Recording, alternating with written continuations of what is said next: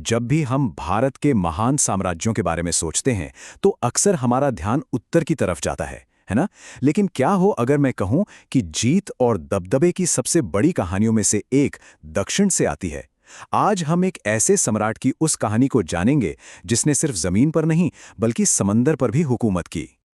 तो सवाल यह है कि भारत का सबसे शक्तिशाली नौसैनिक सम्राट कौन था? जरा सोचिए इस पर।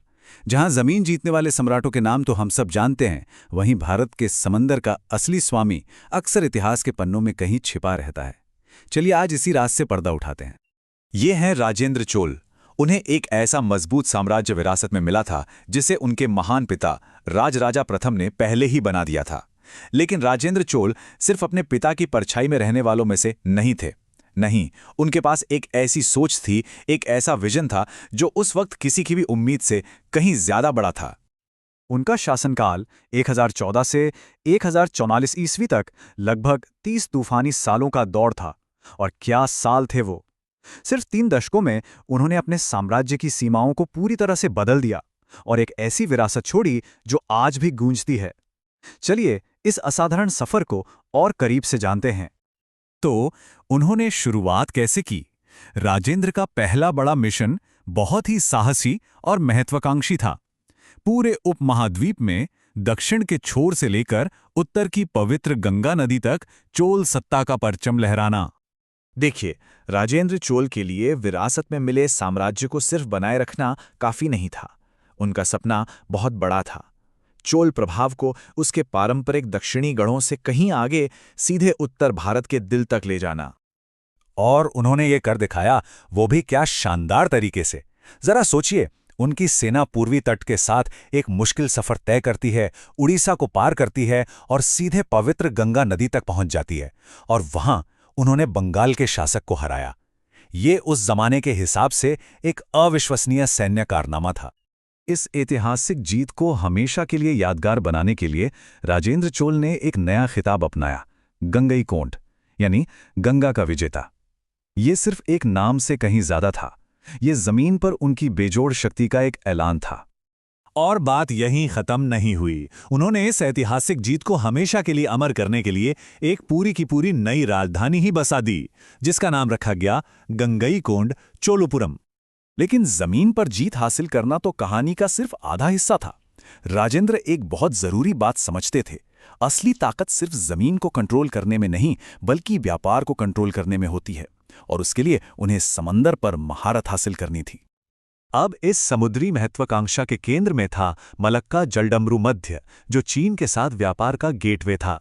लेकिन इस जरूरी रास्ते पर श्री विजय साम्राज्य का कंट्रोल था और वो भारतीय व्यापारियों के लिए मुश्किलें खड़ी कर रहे थे, जिससे उनका व्यापार और उनकी सुरक्षा दोनों खतरे में थी। तो जब परेशानियां हद से ज्यादा बढ़ गईं तो व्यापार संघों ने एक बहुत बड़ा कदम उठाया। उन्होंने सीधे अपने सम्राट से मदद की अपील की। वे सिर्फ सुरक्षा नहीं मांग रहे थे, वे कह रहे थे कि साम्राज्य की आर्थिक जीवन रेखा को बचाया जाए। और राजेंद्र चोल का जवाब एकदम फौरन, फैसलाकुन और ऐसा जो पहले कभी नहीं हुआ था। उन्होंने एक विशाल समुद्री बेड़े को बनाने का आदेश दिया। यह बेड़ा सिर्फ तटीय रक्षा के लिए नहीं था, बल्कि एक लंबी दूरी के विदेशी अभियान के लिए बनाया गया था। यह भारतीय इतिहास की सबसे बड़ी नौसेनाओं में से एक थी। और नतीजा एक शानदार जीत थी। श्री विजय साम्राज्य को हरा दिया गया और चोल प्रभाव समंदर पार मलय प्रायद्वीप और सुमात्रा तक फैल गया। समुद्री रास्ते अब पूरी तरह से सुरक्षित थे, जिससे आने वाली पीढ़ियों के लिए साम्राज्य की तरक्की सुनिश्चित हो गई। लेकिन देखिए, सिर्फ फौजी ताकत से कोई भी साम्राज्य ज्यादा दिन नहीं टिकता। राजेंद्र चोल के शासन की असली प्रतिभा उस बेहतरीन प्रशासनिक और आर्थिक सिस्टम में थी जिसने उनकी जीतों को एक मजबूत आधार दिया और खुशहाली को पक्का किया। चोल प्रशासनिक सिस्टम सच में संगठन का एक बेहतरीन नमूना था। पूरे साम्राज्य को प्रांतों में बांटा गया था, जिन्हें मंडलम कहा जाता था। फिर ये मंडलम जिलों में बटे थे, जिन्हें वलनाडु कहते थे। लेकिन चोल शासन की असली नींव उसकी सबसे छोटी इकाई में थी, गांव यानी उर।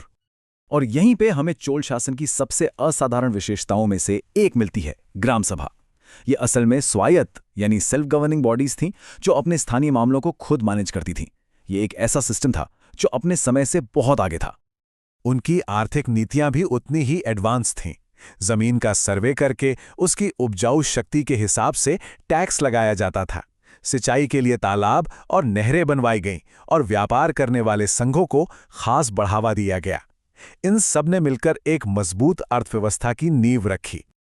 व्यापार संघों, जिन्हें मणिग्रामम कहा जाता था, को आप उस दौर की मल्टीनेशनल कंपनियां समझ सकते हैं। वे अविश्वसनीय रूप से शक्तिशाली थे, व्यापार अभियानों के लिए बैंकों की तरह काम करते थे और यहां तक कि अपने सामान की सुरक्षा के लिए अपनी निजी सेनाएं भी रखते थे। ये वाकई में एक कमाल का इकोनॉमिक सिस्टम था। तो आखिर में राजेंद्र चोल के शासनकाल का लंबे समय तक क्या असर रहा? आइए उनकी विरासत पर एक नजर डालते हैं। ये एक बहुत जरूरी सबक है। सदियों बाद ये एक मजबूत नौसेना की कमी ही थी जिसने यूरोपीय शक्तियों को भारत के तटों पर हावी होने का मौका दिया। जब हम इस बारे में सोचते हैं तो राजेंद्र चोल की दूरदर्शिता और भी ज्यादा खास लगने लगती है। और यही राजेंद्र चोल की सबसे बड़ी विरासत है, ये बुनियादी समझ कि नौसैनिक शक्ति और आर्थिक शक्ति एक दूसरे से मजबूती से जुड़े हुए हैं। उनकी नौसेना सिर्फ जीत हासिल करने का एक जरिया नहीं थी, ये उनके राष्ट्र की आर्थिक संप्रभुता की सबसे बड़ी गारंटी थी। तो ये सब हमें एक अहम सवाल पर लाकर छोड़ देता है। हम आज इस 1000 साल पुराने साम्राज्य से क्या सीख सकते हैं? राजेंद्र चोल की रणनीतिक दूरदर्शिता, आर्थिक समझ और समुद्री वर्चस्व की कहानी सिर्फ इतिहास नहीं है, ये एक ऐसी कालातीत विरासत है जो आज भी बहुत मायने रखती है।